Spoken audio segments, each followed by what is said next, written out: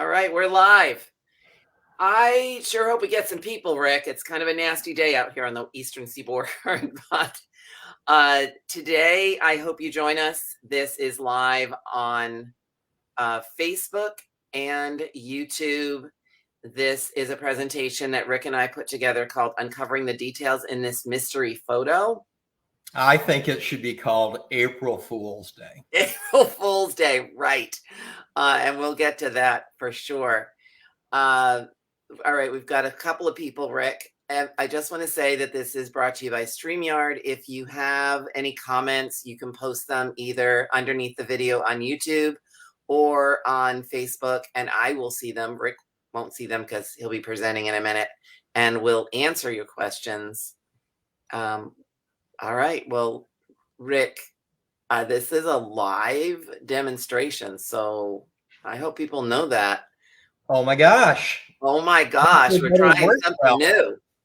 I'm a little overwhelmed with techie stuff this week.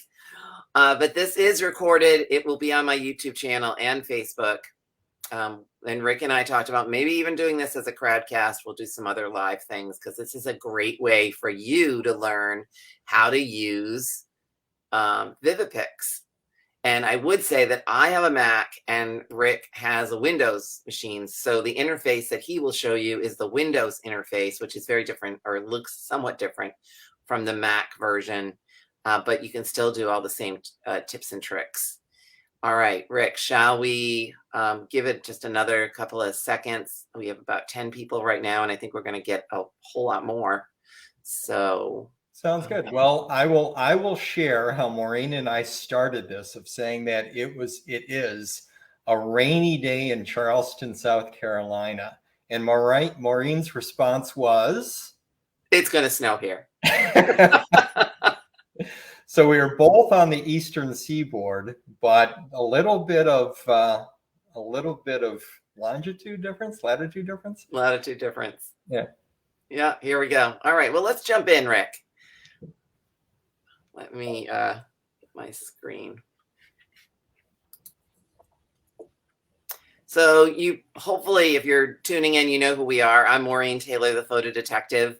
I love helping you identify, preserve, and share your photographs. And I'm joined today by Rick Voight. Rick, you want to give your 30-second spiel? Sure. I'm Rick Voight. I've been in the photo business for an awfully long time. 10 years ago, founded with my business partner, Randy, Vivid-Pix. We started off improving underwater photos, and then we transitioned to improving old photos, and then documents, and lots of other things. Yes, lots of other things. And so when I get really stuck, I send Rick these challenges. And this was one of the challenges, but I think it's so cool that we decided we needed to do a live and sort of show it off. So this photograph came from a woman by the name of Linda Lucas. Linda, if you are watching, I want to thank you so much, because all of the photographs that I see are, you know, they just push me a little further, because everybody's photograph is a little bit different, and this one in particular. So Linda sent in this photograph as part of a Photo Detective Roadshow that I was doing for a genealogical society. Now, the Photo Detective Roadshows are one of my favorite presentations. People that attend the event send in their photographs in advance, and they add them to a Google form that I have, where I ask you, what do you know about the picture? What do you want to know about the picture? And, you know, upload the front and the back of the picture. So when I saw Linda's, I was like, wow, this is a real challenge, but I'm up for it. And I knew Rick would be up for it. And so that's how I came by this photograph. If you're interested in having me do a Photo Detective Roadshow, reach out. They're really fun. They go for about an hour and a half. And then it's interactive, so everybody gets to share their pictures. It's sort of like Antiques Roadshow, only it's the Photo Detective Roadshow. We have a lot of fun with it. So I asked the question, what do you know about your image? So Linda said, Mrs. Lebowski is written on the back, and I suspect the boy on the far right might be my great-grandfather. So that's the little boy I pulled out. Oh, Linda, she's here. Great. So glad you're here. Wonderful. Yeah, wonderful. And this is the back of Linda's photograph. Now you can see there's some pencil marks on there, and you can sort of see Mrs. Lebelski, but it was pretty much a mystery. So let's go back to the photograph for just a minute, and then Rick's going to do a live segment. So here's the photograph again. So she thought her great-grandfather was the person on the far right. We have all these people. It's a family. Mom and dad is in the middle, surrounded by their 4 children, 3 of which are girls and 1 is a boy. Here's a whole lot of family information that she submitted. So she said her great-grandparents were Jonas and Rose Lebel. Jonas was a tailor, and they had 5 children: Edward, Louis, Sarah, Samuel, and my grandfather, Mark. Okay, so all of us, right now, we know that there are 3 girls in that picture and 1 boy. And in this family, the Lebels, there were 4 boys and 1 girl. So something might not add up. And most records state that Jonas and Rose came from Russia, although a couple specifically say Poland, Russia.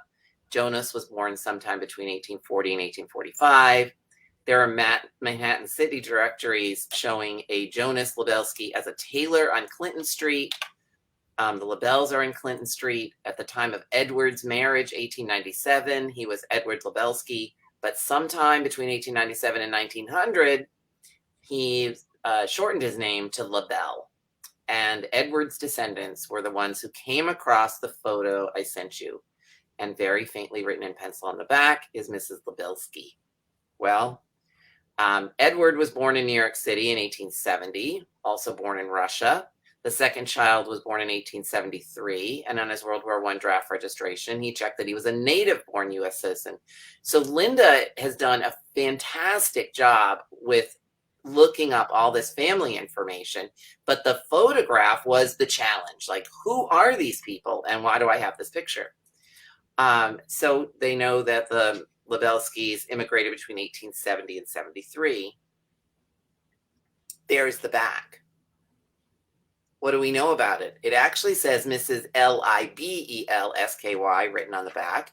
And the clothing clues date the image to the late 1890s to circa 1900. So this is not Jonas in the picture. And it's not Jonas's children in the picture. And we have a date for the photograph. But I sent it to Rick. And Rick sent me an email. And this is what he said. He said, "Oh my goodness, you've sent me an April Fool's joke." And I said, "It is not an April Fool's joke. Sharpen those. Get your eyes checked. Get a new prescription for That's a picture. Another look." I literally, and you'll see it as I pull up the image. I named it the mud picture. It looked like there was a blob of mud. Yes, indeed it does. Because, here it is. And so, Rick, I am going to turn this over to you. I'm going to stop sharing my screen and I'm going to share yours. And then we'll come back and I'll weigh in again on what we saw in the back of the picture. Because it's cool. Ready? Okay, Rick, you are ready to go. So Linda, I'm so glad you're here. And thank you for letting us share this image. So the way the Restore works is you simply click select image. You can choose 1 or more images. So here's... You named it a blob. I named it blob. I had no idea what this thing was. So I open it up. And our artificial intelligence now is analyzing the image. And we have multiple algorithms for faded printer slide, badly faded printer slide, digital or cell phone cameras, which this obviously is not, faded document or text. Those are different algorithms depending on the image type. And then no image correction, but the ability to add metadata to the image file. So I looked at the difference between faded printer slide or badly faded printer slide, and I like starting off with badly. And I'm going to start off with the center image. Again, the way the software works, the software actually thinks that the center image is the best correction. Everyone sees lightness and contrast differently. So in the bottom left, we have more contrast, less light. And in the top right, we have less contrast, more light. So starting off with the middle. So within Windows, we have easy edit mode and detail edit mode. And within Mac, it's all kind of detail edit mode. So at this point, obviously, I'm starting off with mud. And I now am able to read quite a bit more with one click. Now, vividness is an interesting tool because it's saturation, color saturation most specifically. So if I reduce the amount of vividness, I can start making this more of a black and white image without making it all the way black and white. And with a lot of old photographs and documents, you want to, I personally, personal preference, I like keeping a little bit of age to my images, even though they are a black and white. I like a little bit of age to show as opposed to going all the way to black and white. Technically, many images are black and white. And then two, I am able to adjust lightness and contrast. And I'm also able to adjust the sharpening, the amount of sharpening that we're doing at the pixel level to the individual images. That's how the software works. So what I'm next able to do with this image is I can see that there's variability in either the amount of light that was hitting this image at the time of the taking a picture of a picture or the scan.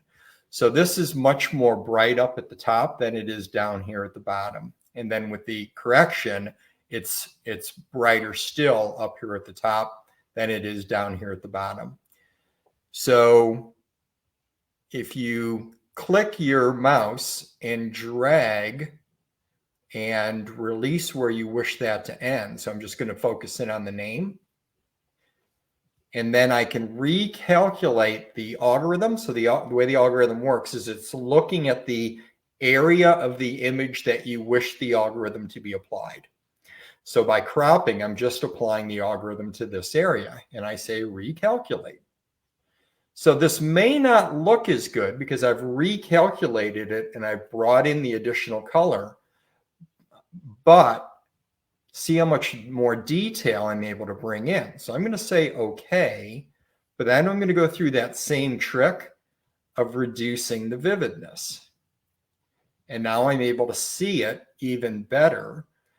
And now you're able to start seeing I'm cropping way in on the image, and that is causing the DPI, dots per inch, or PPI, pixel per inch, for some of the resolution to fall apart. So at that point, our sharpening exacerbates it, increases it, and that's why you're starting to see it fall apart a little bit. But I can simply reduce the sharpening a little bit, and I get that image better, and I can adjust fine-tune. So at this point, now a name I was not able to read, I now am able to read. And I can also reset the image crop. And as you can see, the algorithm is not as good on the rest of it because I was just zeroed in on this. So now this next section here is yet another area of the clue. And I can recalculate. It's going to brighten it up. I can say okay. I can again play with that vividness a little bit. A little less sharpening. And now I'm able to start gaining more details within what this image is. I can reset. And now I'm starting to learn more about what this blob was. And now lastly, this lower area here, I'm going to recalculate. I'm going to click OK. Now, all this information that was not legible is now legible. Again, fine-tune the vividness a little bit, and you can play with lightness and contrast, make these things pop a little bit more. Contrast has a similar effect, or an opposite effect, it darkens things so that you're able to make things more legible to be able to learn what's actually here. And then again, I can reset the image. So if I want to go back to the full image, I clicked reset, come back here, reduce the vividness, and now literally the blob with one click is able to have much of the detail come out. All right, Rick, I want you to do one more thing for me, because Sure. I just noticed something else in this image that I hadn't seen before. Great. So below, there's all those numbers, right, which I'm going to address in a minute. And then there's a couple other letters. And then right beneath, I think I know what that says. There's like two little words. Underneath COD? Yeah.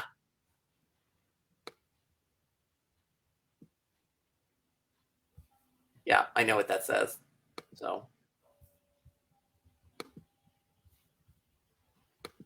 all these photographs that everyone has, they have stories within stories. And this one is a perfect example of that. I mean, Linda, this is just a fabulous image. If we can figure it out, we'll be in great shape. But so there's a lot of thing I want to quickly share here. Yeah. So I'm going to leave the suffixes vivid, and you're going to save it. Yeah, I'm going to save it and have new type, because you're identifying new type. I'm going to add metadata. Great. So this is going to be Maureen Taylor. Linda, what's Linda's last name? Lucas, Lukas. I can't see the metadata that you're adding. It might be because of how we were sharing the screen. Could be. Through this platform. So I'm adding metadata. That's too bad. So I will save that, and I will save the image. And I will get this ready to share in a minute. The before and after. Okay, great. Because I'm going to take you off screen, go back to the presentation, and then bring you back. How's that? Perfect. Okay, let's do that. So I want to go back to this. This is Rick Live. So you saw all that work that he did on that image. And so let's just go through the fixins sections and what we learned. So we have a name, we have an address, and we have some numbers with COD, and underneath that, something else as well. The new information is that it said Mrs. Libelski, probably a misspelling by the photographer studio, 126 Ludlow Street, which is her address. And then there's price information, which looks like she ordered 2 prints of various sizes, and the total was going to cost her $2, COD, cash on deposit demand. And then underneath it said no deposit. So she hadn't actually left any money with the picture. So this is not Jonas in the photograph. It's not Jonas's children in the photograph. It was taken around 1900. It was brought to the studio by a Mrs. Libelski, who lived at 126 Ludlow Street, and paid $2 for not one, but 2 copies of this photograph. So who could have done that? That's the question, right? And when was it done? The photograph itself dates from 1900, but is that when Mrs. Libelski brought it to the studio to be copied? Probably not. It might have been later. So this came from Edward's family. So maybe this is in Edward's family, but then there's another copy in one of Edward's siblings' families as well, or with his parents. So there's lots of things going on with this photograph. It's a really complicated story. Now, I've been working on this. Linda's been working on this. We have not found Mrs. Libelski living at 126 Ludlow Street yet. But if we do, then it's a bingo moment.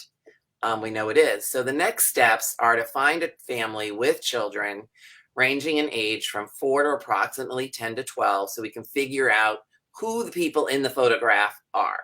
They have 3 girls and 1 boy. Census records for 1900 would be great, as long as nobody dies, and messes up that 3 girls and 1 boy. The parents have some connection to Mrs. Lebelski. And then there's that fan thing that you do, right? The friends, acquaintances, and neighbors, perhaps. Maybe that's a way of finding someone that this is related to. So we have the image itself and when it was taken. We have the information on the back, which is not necessarily at the same time as the image. So you have to figure out who had the copy made. So it's a double mystery and a double story. Oops. And then, Rick, I want you to put that thing back up, and then we have a sale for you for the holidays. But I'm going to stop sharing my screen for just a second. Okay. And then here, let's put the metadata back up. So we're not seeing your screen at all, Rick. Let me stop share then, and then let me reshare, because now I have the image. The before and after with the metadata. So I've got the actual image file in the folder. So let me reshare. You have that open on your desktop. Yeah, in window, in there, and share. Seeing it?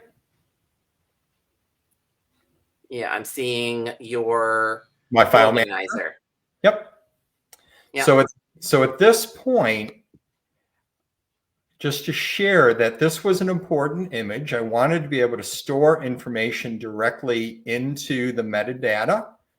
So this is file name, blob. So the original file was blob. I saved the image as blob vivid, which is a default setting, so you know that it's been Vivid-Pix fixed. New type, full resolution. And it's a very small image, so that, as I was showing before, that it was falling apart because it was a low resolution. It is an extremely small image, in the original. So what is the metadata? So the original image was 57 KB. And then because we drilled into it, cropped into it, it comes down to 12. And then within the details, we named it Maureen Taylor with the author of Linda Lucas. So what's fun about this, and this is obviously just being used as an example, is it's neat to be able to, 1, fix an image, then 2, be able to discover new things, and then 3, with that knowledge, be able to put that knowledge directly into the image file, and so that it always stays with it. Right. So in the metadata, you're going to put Mrs. Lebelski, 126 Ludlow Street, how much she paid for the images, the 2 oversized images that were made, and the little details about no deposit and cash on demand, things like that. It's all very interesting. And I'm going to go back to my presentation because we want to thank you all for joining us for this Facebook Live. And by the way, I will be having more Facebook Lives in 2022. We're calling it a series Blast from the Past. And so, Rick, you're sort of one of the blasts from the past because you've been on the podcast twice, maybe 3 times. But we have a sale on Vivid-Pix on the Maureen Taylor site. So if you go to MaureenTaylor.com and scroll down about halfway, you'll see an icon for this. It's usually $49.99, but we're offering it for $40. So sign up. I'll have it up there probably through the end of the week. So tell your friends and family to watch this little video. It will be on YouTube and Facebook, and we might do it as a webinar with a couple of other ones that we have in the hopper, because this was really fun, Rick. It's nice to see someone who actually knows how to use the software as an expert show us some tips and tricks on how to get the most out of it. So does anyone have any questions for us? Oh, Sue's already inspired Rick. She's going to go off and play with one of her problem photos right now. Fun. I'm glad. Yeah. Anyone else have any questions for us before we say goodbye? Really great of you to join us here in December. which is usually a busy month for everyone. And Rick, I want to thank you. And I hope you've all registered for RootsTech. Rick and I have a conversation about metadata happening at RootsTech, and we hope that you'll attend and ask us lots of questions. Anything else? All right. Well, then, Rick, thank you so much. And thank you all for attending. We'll have to do this again when we have some more mystery photos because it was a blast. Thanks, Maureen. Thank y'all. See ya.